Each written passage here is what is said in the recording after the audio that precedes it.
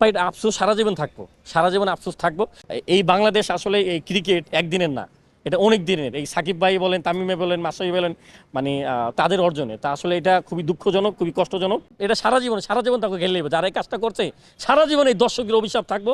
সারা জীবন আমি শৈব আলী আপনাকে মানে অভিশাপ দিব, আপনারা কেন গেলেন না, মানে আমাদের এই সেরা টিমটা কেন আপনারা ওয়ার্ল্ড কাপে পাঠাইলেন না। সারা জীবনে অভিশাপ দিব আপনাদেরকে, সারাটা জীবন অভিশাপ দিব আপনাদেরকে, এটা আমি বলে দিলাম আজকে। মানে সত্যি বলতে কি জানেন, মানে এই নিউজিল্যান্ড টিম কিন্তু টি-20 ওয়ার্ল্ড কাপে ফাইনাল খেলছে। মানে আফসোস ছিল যে আমাদের এই টিমটা কেন বিশ্বকাপে খেলতে গেল না। মানে এত দুর্দান্ত পারফরমেন্স, টি-20তে সবসময় কিন্তু বাংলাদেশ ভালো করতেছে এবং 3-4টা সিরিজ কিন্তু লিটনদার নেতৃত্বে জিতলো, সেই টিম গেল না, এটা আসলে আফসোস হয়। আর লিটনদার হচ্ছে হৃদয়ের মানে দুর্দান্ত ব্যাটিং, হৃদয় 2-3টা ম্যাচ কিন্তু ফিনিশিং দিয়ে শেষ করছে, সেখানে আজকেও কিন্তু শেষ করে আসলো।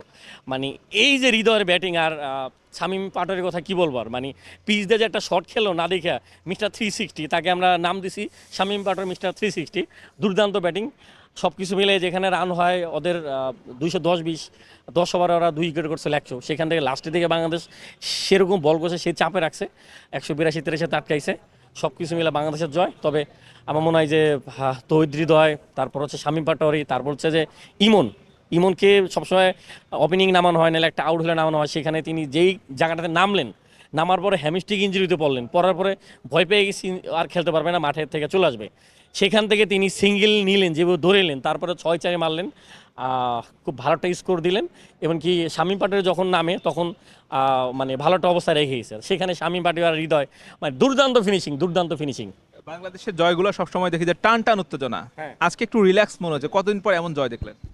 ভাই এরকম জয় আমরা সবসময় দেখতে চাই। মানে এত চাপে থাকার পরে একটা সময় রান রেটিং 10.5-11তে চলে গেছিলো, সেখান থেকে একটু অনেক চাপে ছিল, মানে ওপেনিংয়ে কিন্তু অতটা ভালো হয় নাই, স্ট্রাইক রেটটা খুবই মানে লো ছিল।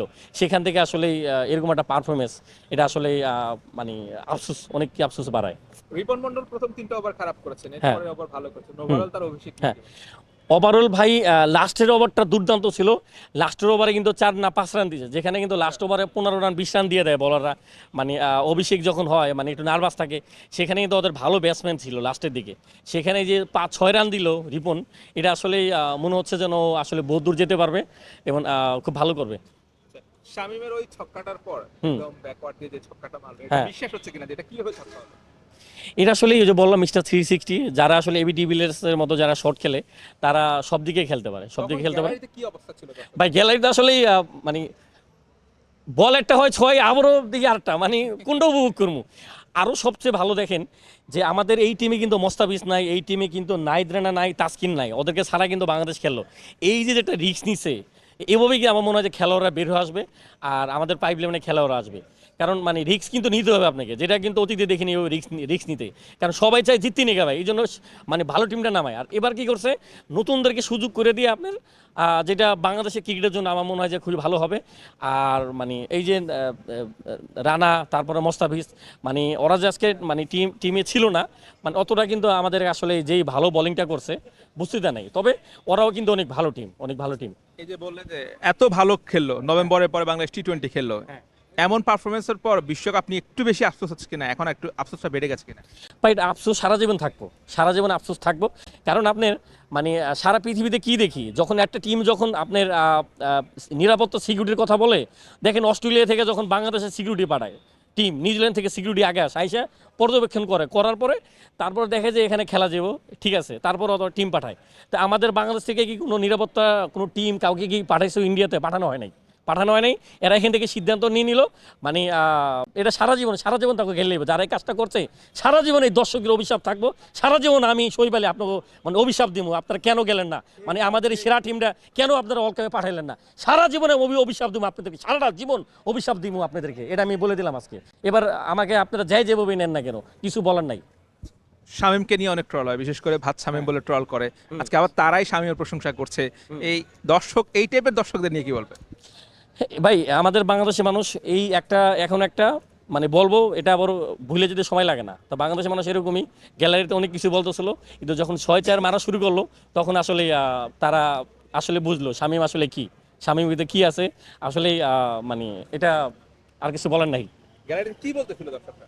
যখন ব্যাটিং নাম শামীম সবাই জানে শামীমের ওই 360 শটগুলো খেলার জন্য মানুষ অপেক্ষা করে। তা ধারণা আছে যে তিনি আসলে যতক্ষণ থাকবে থাকলে বাংলাদেশের জয়টা আসলে নিয়ে আসতে পারবে, তাই হয়েছে। আমরা দেখি যে অন্যান্য সময় যে মানে হৃদয় এবং শামীমের পরে যে কোনো এক জুটিটা ভাঙলে কিন্তু বোলাররা নামতো, এরপরে কিন্তু বাংলাদেশ ম্যাচটা মানে বলা যায় যে একদম মানে টান টান উত্তেজনা হয়ে যেত, কিন্তু আজকে দুজন মিলে ভালো ফিনিশিং দিয়েছে এবং হৃদয় তিনি কিন্তু ম্যাচের সিচুয়েশন বুঝে ব্যাটিং করেছেন, মাত্র 2টা ডট বল দিয়েছেন। এটি নিয়ে কি বল? এটা আসলেই মানে দারুণ ফিনিশিং ভাই, দারুণ ফিনিশিং। ও কিন্তু আরও 2টা ম্যাচ ফিনিশিং দিয়েছে এরকম ঢাকাতে ওর এখানে। তা সেদিক দিয়ে বলবো যে নট আউট ছিল, আজকে নট আউট, এটা আমাদের জন্য অনেক ভালো দিক। মানে হৃদয় শেষ পর্যন্ত ফিনিশিং দিয়ে কিন্তু শেষ করে আসতেছে। এভাবে পরপর কিন্তু মানে ফিনিশিং, এই যে রিয়াদ ভাই বলেন, তারপরে এরকম ফিনিশার কিন্তু আমাদের খুবই অভাব, যেটা আমরা এখন কিন্তু মানে এই হৃদয় শামীমদের কাছ থেকে আমরা দেখতে পারতেছি। আমাদের মনে হয় যে অনেক দূর নিয়ে যাবে এরা। যেটা হচ্ছে যে আপনি নিশ্চয়ই জানেন যে সাকিবের ব্যানার কিংবা পোস্টার নিয়ে স্টেডিয়ামে ঢুকতে দেওয়া হয় না। হ্যাঁ। আজকে একটা অনাকাঙ্ক্ষিত ঘটনা ঘটেছে, নিশ্চয়ই আপনার কাছে এটা আপনিও জানেন, অবগত আছেন। এইসব বিষয় আসলে আপনি ক্রিকেট প্রেমী হিসেবে আপনাকে কতটা ব্যথা দেয়?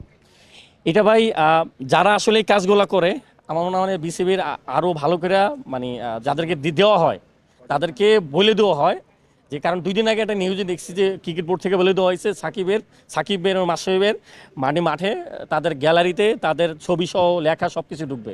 এরা কি জানতো না যারা আসলে ঘেটেছিল? তাদেরকে আরও জানাই দিবেন।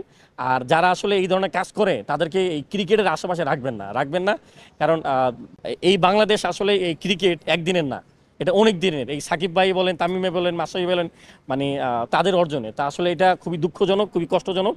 এগুলো আসলে যারা করে তাদেরকে আশেপাশে রাখবেন না। আর দেখলাম যে সিসিটিভি দেখতেছে, দেখে নিয়ে ব্যবস্থা নেবে। তাই নিলে তো আলহামদুলিল্লাহ, এটা আসলে খুব ভালো একটা উদ্যোগ।